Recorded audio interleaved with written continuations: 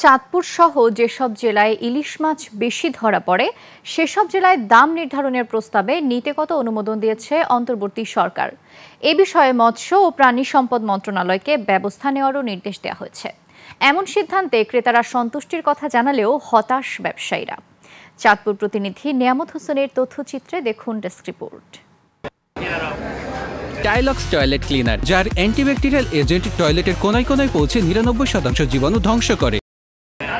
বাংলাদেশের জাতীয় মাছ রূপালী ইলিশ, কিন্তু দাম বৃদ্ধির কারণে ইলিশ অনেকটাই অধরা নিম্ন ও মধ্যম আয়ের মানুষের কাছে। ভরা মৌসুমে বাজারে ব্যাপক সরবরাহ থাকলেও সাগর নদীতে উৎপাদন খরচ ছাড়া ধরা পড়া ইলিশের দাম সবসময় চড়া থাকে। এমন বাস্তবতায় দাম নির্ধারণে মৎস্য অধিদপ্তরে আবেদন পাঠান চাঁদপুরের ডিসি। ইলিশের দাম নির্ধারণে ব্যবস্থা নেয়ার কথা জানিয়ে অনুমোদন দিয়েছেন প্রধান উপদেষ্টা। এতে স্বস্তির কথা জানালেন সাধারণ ক্রেতারা। ইলিশ মাছের ব্যাপার নিয়ে আমরা সাধুবাদ জানাই সরকারকে, যে একটু দাম কমিয়ে দেয়, তা আমরা গরিব মানুষেরা খাইতে পারবো। তবে হতাশার সুর ব্যবসায়ীদের মুখে।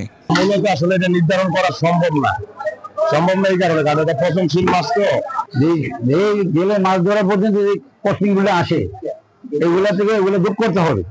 এরপরে মোটামুটি মূল্য তালিকা দিলে এটা আমরা মানি না। এটাকে আমরা 5 পিস মাছ পাই, তাহলে আমাদের খরচের সাথে আর মাছের সাথে একজনশন করে আমাদের বাজার মূল্য দেখেন যে এটা কি নির্ধারণ হয়। কবে নাগাদ নির্ধারিত হবে ইলিশের দাম, এমন প্রশ্নে জেলা প্রশাসক জানান, জেলে ব্যবসায়ী আর ক্রেতাদের নিয়ে দ্রুতই নির্ধারণ করা হবে ইলিশের দাম।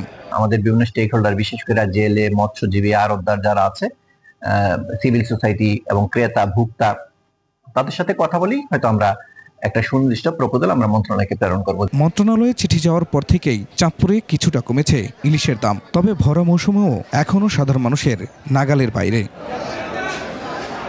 Khurshid Alam, desk report, 21 television.